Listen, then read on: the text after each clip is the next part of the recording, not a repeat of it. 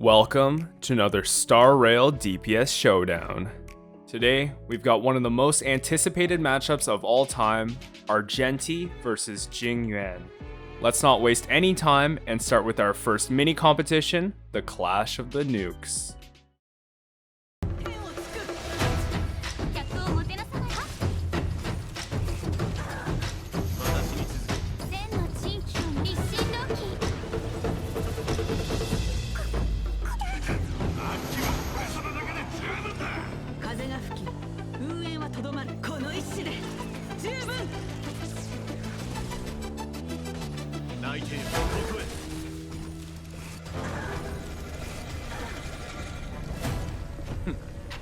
Time for the master stroke.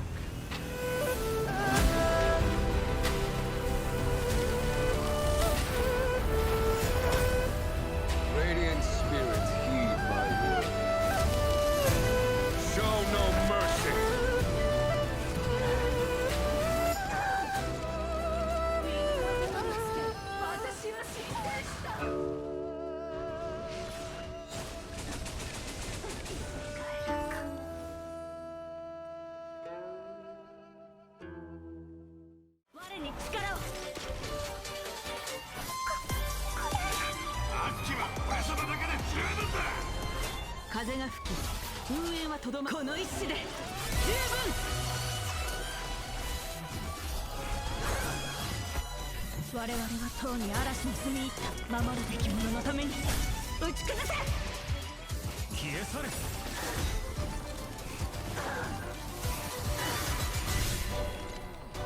I vow to make the beauty echo throughout the universe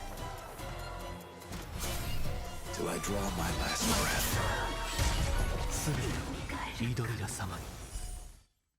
I thought this would be fun to include, maybe in future showdowns we'll keep it as well. Anyway, while I am expecting Argenti to win here thanks to his ridiculous ult scaling, it was actually a lot closer than I thought. The full rotation damage for Argenti was just over 1.7 million, and for Jing Yuan it was over 1.5 million. Honestly, pretty darn impressive regardless of the winner, especially since Jing Yuan can't fully make use of Bronya.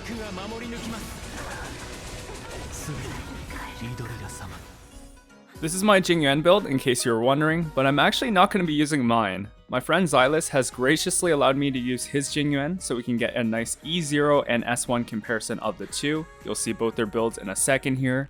As usual, we're going to be going into the end game, which is currently Memory of Chaos 10, and we've chosen the first half. 10 attempts each, and they must have one sustain unit. You're going to see that both of them are at pretty much equal trace investment, with Jing Yuan at 889 and Argenti at 888. This should give you a good representation of what you can expect from mid to high range builds. We made sure to optimize our relics, and thanks to his crazy substats, this was his best Jing Yuan build. Real quick, almost 80% of you watching still aren't subscribed, so I'd appreciate a lot if you did. With that, let's get on with the show.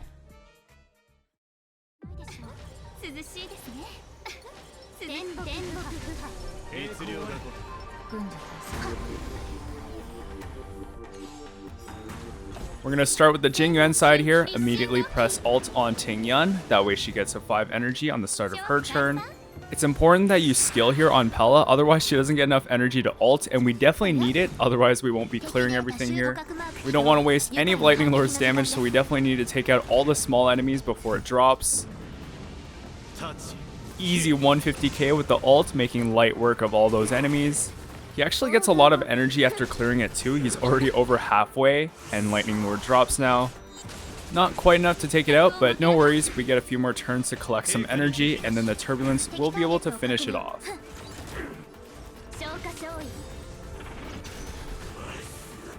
We're on the Argenti side now, and of course Tingyun ult right away. You're going to see this a lot in our showdowns. Not quite enough even at E6 to fill him up completely, but it's no problem. You're going to see here, even after we use our skill, we're not going to use his ult right away. We're going to wait until we get the Hanya ult buff on him. It's possible that he wastes some energy by getting hit, but it's really important that he uses his max ult when he's fully buffed. Now, ideally, we want to use Hanya's ult on Argenti's turn. That way it lasts for 3 turns instead of 2. But we're going to use it here because he's actually not going to be able to get another action otherwise. Luckily for us, the energy from getting hit didn't go to him, and we should be able to launch a pretty solid nuke here. The Void Trampler is so low, we'll use a Xuan ult to see if we can pick it off. Argenti, with the help of Tingyun's benediction damage and her own hit, is enough. If you blink, you might have missed it, but we are actually now back on Jing Yuan's side. Looking pretty good on energy. We should be able to skill once on Jing Yuan and then get his ult off. Now, I want to say I did test out a lot of supports like Silverwolf even, but Pela seemed to give the best results for Xylis's account. You'll see all the support builds later for both sides, as well as a bit of explanation for why I use each unit. The cool thing about this team is I can actually put Planetary Rendezvous on Tingyun, and then for the Argenti team, I can put Planetary Rendezvous on Hanya. It's important to use Tingyun's ult as soon as possible, that way Lightning Lord gets the damage bonus. And here we go, we're gonna get another 10 stack. Honestly, this damage is really good considering the Void Trampler isn't even lightning weak, but even so, we have both of these enemies already at under 50% HP. You can see that I speed tuned my Jing Yuan so that he gets his second skill right before Lightning Lord hits, and this way not only will he get the 7th stack, he'll also get the 10 with his ults. We're not compromising with 5, 7, 9 stack Lightning Lords. We are getting full 10s every single time. A lot of people say that you need 140 or 141 speed for Jing Yuan. These breakpoints are really hard to reach in substats, and honestly, most of the time you don't. It all depends on your team. For example, if you run Tingyun, which most of the time you will be, she'll give him a 20% speed boost after he uses an ult thanks to benediction, and this way he'll be able to take 2 actions before Lightning Lord drops, even with 134 speed. But as you can see, we have 3 fully buffed 10 stack Lightning Lords, and with that, we are done. A respectable 2 cycle clear for our king. Let's see how Argenti does against the second half. The one thing you'll notice, especially with Hanya, is we don't actually need to trigger her skill point recovery twice every single time, because this team is very skill point efficient. After using Argenti's skill, we have to immediately press his ult, that way he makes use of all the buffs on him. Casual, 270,000 damage. Remember that we did use Hanya's ult out of his turn, so that way it only lasts for 2 instead of 3. Just like Jing Yuan's 10 stack Lightning Lord, his ult did about half or even more than half the boss's entire health bar. They're very similar in the sense that you're not going to get his 180 cost ult every single cycle. You'll probably get 1 per cycle, just like Lightning Lord. And that's really only if you're running the 3-turn ult Tingyun as well.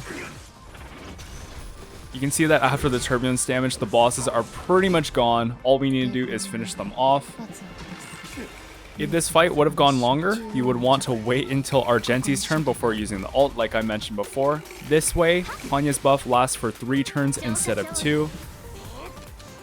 But this one's pretty much a wrap. We're on Argenti's turn now, and we can go for the finish. And Argenti clears it in a solid 1 cycle. Well, I like both these characters a lot, so it does pain me a bit to pit them against each other, but you can see the builds for supports for Jing Yuan are on the left and for Argenti are on the right. I didn't want to make you sit through 3 minutes of watching builds, so I just split them like this. Hopefully that's okay. They're a bit cut off, but I did my best to show everything.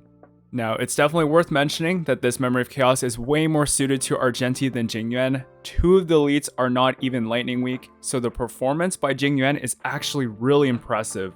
The only difference between their clears is that you needed an extra cycle on the first half compared to Argenti. They both cleared the second one in 1 cycle. If the weaknesses were reversed, I can definitely see this going either way. So honestly, the winner of today's showdown, even though it's Argenti, Erudition is doing really well.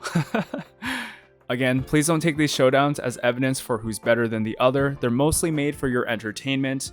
I do try to keep them as balanced as possible, but it's not always doable. Anyways, I was trying to get creative, like with the Clash of the Nukes. Let me know if you have any ideas as well, because I want to try to incorporate more things than just Memory of Chaos. But with that, thank you so much for watching all the way to the end, and thanks again to Xylis, my friend, for letting me use his Jing Yuan. Until next time.